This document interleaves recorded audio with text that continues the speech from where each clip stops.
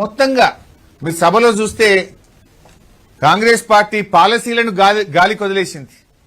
రేవంత్ రెడ్డి గారు పాలసీలను గాలికి వదిలేసిండు. పహల్వాన్ల భాష మాత్రం మాట్లాడిండు. ఒక ఆయన నిలబడవా పహల్వాన్ అంటుండు. అసెంబ్లీలో పాలసీలు ఉంటాయి కానీ పహల్వాన్లు కుస్తీ యుద్ధాలు కుస్తీ పోటీలు ఉండయి కదా. కానీ రేవంత్ రెడ్డి ఇదేదో కుస్తీల పోటీగా మార్చే ప్రయత్నం చేసిండు. కత్తుల కోలాటంతో తలలు తీసేస్తాం, సామాజిక బహిష్కరణ చేస్తాం అని కాంగ్రెస్ సభ్యులతోని ముఖ్యమంత్రి పిలిచి పక్కన కూర్చోబెట్టుకొని మాట్లాడించిండు. మనం చూడలేదా? ముఖ్యమంత్రి గారి పక్కన వచ్చి వాళ్ళు కూర్చోవడం, పోగానే వాళ్ళకి మైకొచ్చుడు, వాళ్ళు మాట్లాడుడిగా కత్తుల కోలాటంలో తలలు తీసేస్తామని ఒక శాసనసభ్యుడు అసెంబ్లీలో మాట్లాడితే అది శాసనసభన? దాన్ని ఎందుకో ఎథిక్స్ కమిటీకి రెఫర్ చేయవు? కత్తుల కోలాటంతో తలలు తీస్తా అన్న సభ్యుడిని ఎథిక్స్ కమిటీకి రెఫర్ చేయవా?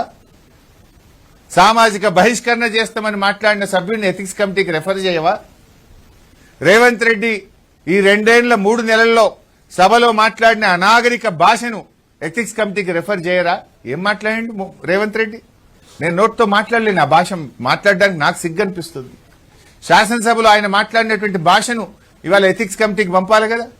అధికారం ఉందనో మందబలం ఉందనో నోరుంది కదా అని ఇష్టం వచ్చినట్టు మాట్లాడితే ఇది శాసనసభ, రాష్ట్ర ప్రజలు గమనిస్తున్నారు. ఈ ప్రభుత్వ తీరును, ఈ ముఖ్యమంత్రి భాషను రాష్ట్ర ప్రజలు గమనిస్తున్నారు. మా గొంతు మందబలం ఉందని నువ్వు అసెంబ్లీలో నొక్కుతావేమో, కానీ మేము యాజ్ పాసిబుల్ దొరికిన ప్రతి చిన్న అవకాశాన్ని ఉపయోగించుకొని ఒక్క సెకండ్ కూడా వృధా చేయకుండా ప్రజా సమస్యల ప్రస్తావనకు మేము ప్రాధాన్యత ఇచ్చాము.